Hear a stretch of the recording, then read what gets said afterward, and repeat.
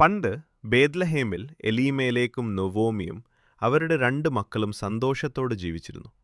എന്നാൽ നാട്ടിൽ കഠിനമായ ക്ഷാമമുണ്ടായപ്പോൾ ജീവൻ നിലനിർത്താൻ അവർ മോവാബ് ദേശത്തേക്ക് താമസം മാറി. അവിടെ വെച്ച് നൊവോമിക്ക് തന്റെ ഭർത്താവിനെ നഷ്ടപ്പെട്ടു. പിന്നീട് അവളുടെ 2 ആൺമക്കളും മോവാബിലെ പെൺകുട്ടികളെ വിവാഹം കഴിച്ചെങ്കിലും 10 വർഷത്തിനുള്ളിൽ ആ മക്കളും മരണമടഞ്ഞു. ഒടുവിൽ മരുമക്കളായ ഓർപ്പയോടും റൂത്തിനോടും സ്വന്തം വീട്ടിലേക്ക് മടങ്ങാൻ അവൾ ആവശ്യപ്പെട്ടു. ഓർപ്പ മടങ്ങിപ്പോയെങ്കിലും റൂത്ത് തന്റെ അമ്മായിയമ്മയെ ചേർത്ത് പിടിച്ചു.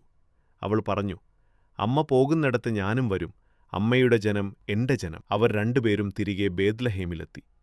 അവിടെ ജീവിക്കാൻ വേണ്ടി റൂത്ത് വയലുകളിൽ കതിരുകൾ പെറുക്കാൻ തുടങ്ങി. റൂത്തിന്റെ സ്നേഹം കണ്ട ബോവസ് എന്ന ദയാലുവായ മനുഷ്യൻ അവളെ വിവാഹം കഴിച്ചു. ദൈവം അവർക്കൊരു കുഞ്ഞിനെ നൽകി അനുഗ്രഹിച്ചു. ആ കുഞ്ഞാണ് പിൽക്കാലത്ത് ദാവീദ് രാജാവിന്റെ വംശാവലിക്ക് കാരണമായ ഓബേദ്.